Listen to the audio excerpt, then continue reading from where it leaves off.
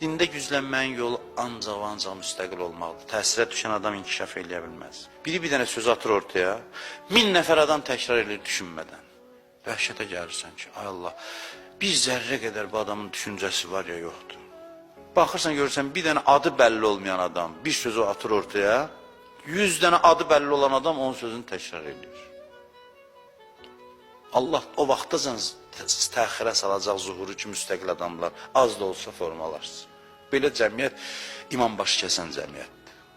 Asıl adamlar, ancaq ictimai rəylə oturub duran adamlar, bu kimi adamlar heç vaxt heç yerə çata bilməz. Birdən mənə gülərlər, məsxərə eləyərlər.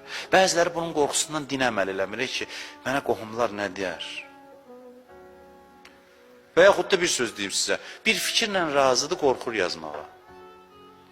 Bir dənə like qoymağa qorxur ki, mənə də adımı qoşarlar ora, nə işimə qalıb mən.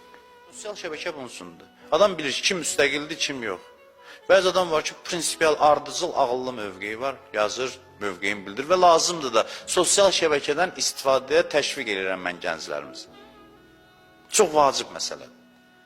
Haqq mövqeyini insan əsaslandırıb ortaya qoysun, müzakirə eləsin. Bütün günü boş-boş yox, lazım olan məqamda, lazım olan həddə. Hətta deyərdim, yəni, mənim fətva vermək səlahiyyətim yoxdur. Şəri mənada demirəm, amma vacib hesab edirəm, yəni. O, günün müəyyən hissəsini, müəyyən vaxtları orada iştirak eləmək, o mövqe bildirmək, fikirlərvi bölüşmək.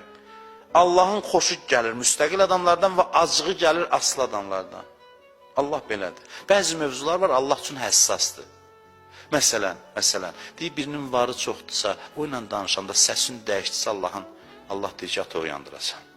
Cəmaət imamları ona görə dəstəksiz qoyub ki, boylanıb görüblər kim var, görüblər heç kəs deyirlər, mənə nə düşüb. Təsəvvür edirsiniz, bu xüsusiyyət gəlib imam qatil olub.